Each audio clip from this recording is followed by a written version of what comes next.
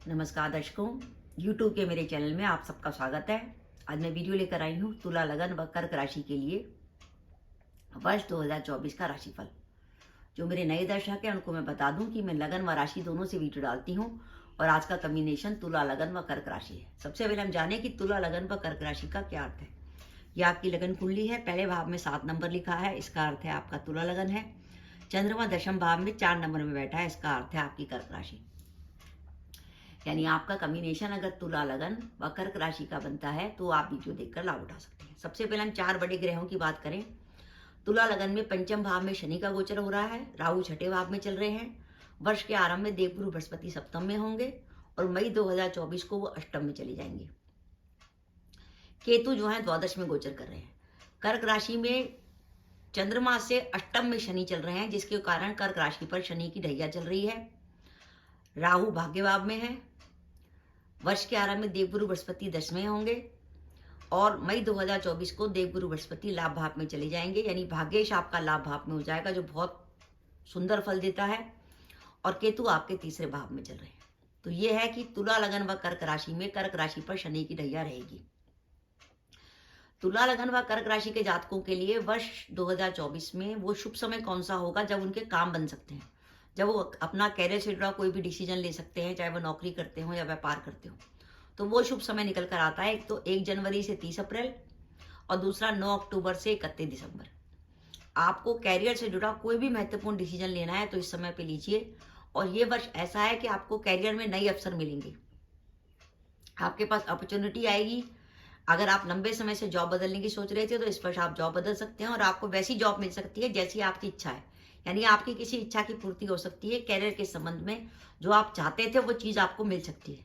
जैसे कई बार होता है, हम लंबे समय से किसी जॉब की तलाश में होते हैं लेकिन वो हमें मिल नहीं रही होती, लेकिन अब वो समय आ गया है कि आप जिस कंपनी में जॉब चाहते हैं वो आपको मिल जाएगी।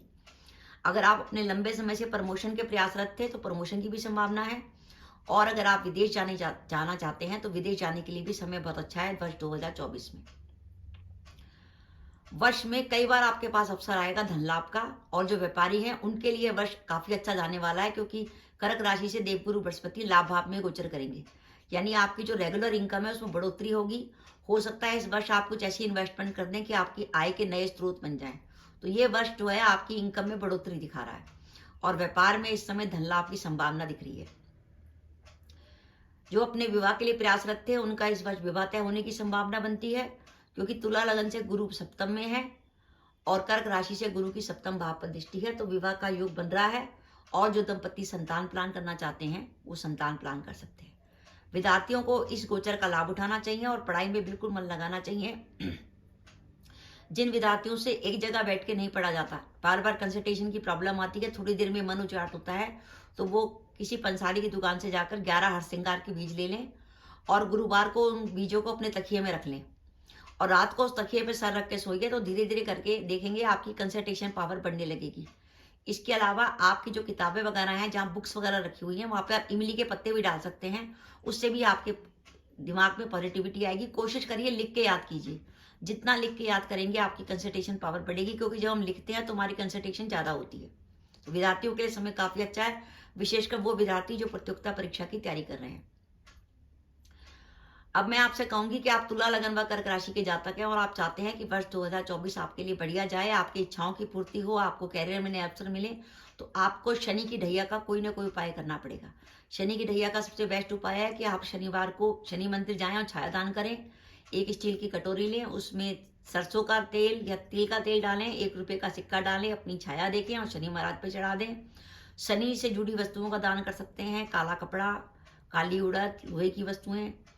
इसके अलावा अगर आपको लगता है आपका कोई विशेष उद्देश्य है, आप कोई ऐसा काम करना चाहते हैं वर्ष 2024 में जो आपने लंबे समय से सोचा हुआ था और उस काम में कुछ बाधा आ रही है, तो आप शनि महाराज को प्रसन्न करने के लिए हनुमान जी को चोला भी चढ़ा सकते हैं। अब वो चोला या तो आप 8 मंगलवार चढ़ा सकते हैं या 8 शनिवार, जो आपको उपयुक्त लगे।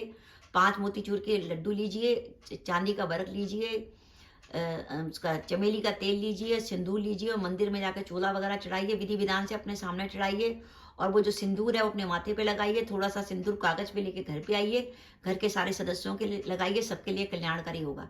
तो इस तरीके से अगर आप 8 मंगलवार या 8 शनिवार हनुमान जी को चोला चढ़ाते हैं, तो निश्चित रूप से आपकी शनि की ढैया में जो रुके हुए काम है उनको गति मिलेगी और आपके कार्य की सिद्धि होगी।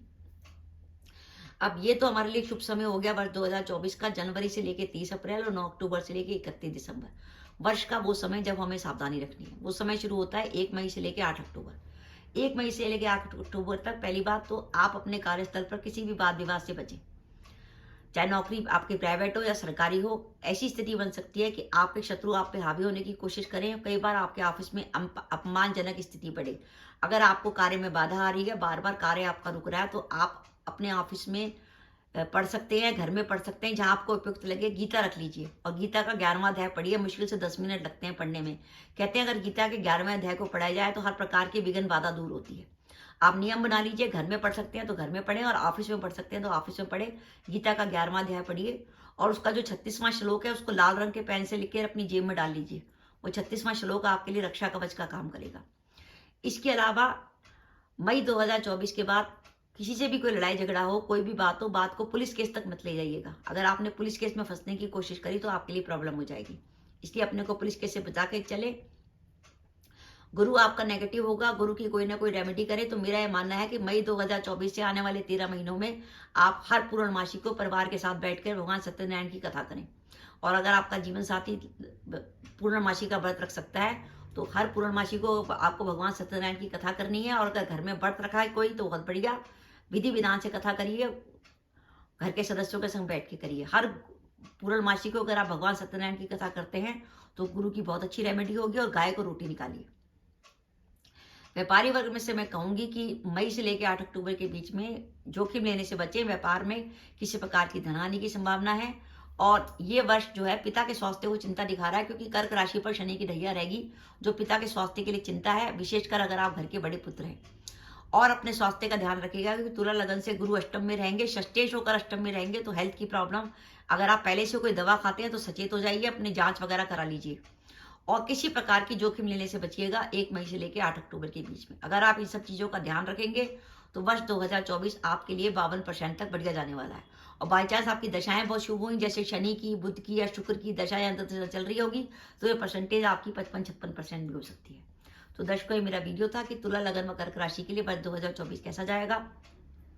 आपको मेरा वीडियो कैसा लगा प्लीज कमेंट बॉक्स में कमेंट करके बताइएगा। इसके साथ ही अगर आप मेरे चैनल पर पहली बार आए हैं और आपने मेरा चैनल अभी तक सब्सक्राइब नहीं किया तो कृपया मेरा चैनल सब्सक्राइब कर दें, साथ ही बेल आइकन को भी दबा दें, जिससे जब भी मैं अपने वीडियो अपलोड करूं उसके नोटिफिकेशन आपको मिल जाए और आप मेरा वीडियो देख सकें। इसके साथ ही नमस्कार दर्शकों, जय माता दी।